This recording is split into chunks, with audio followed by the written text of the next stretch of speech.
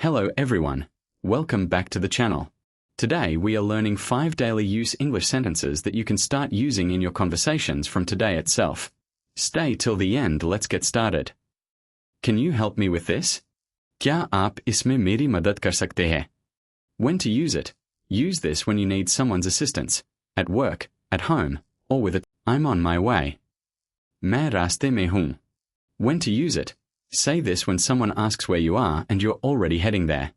What time does it start? यह कब शुरू होता है? When to use it? Ask this about a movie, meeting, class, or any event starting time. I don't understand. मुझे समझ नहीं आया. When to use it? Use this when someone explains something and it's not clear to you. Could you repeat that, please? क्या आप कृपया उसे दोबारा कह सकते हैं? When to use it?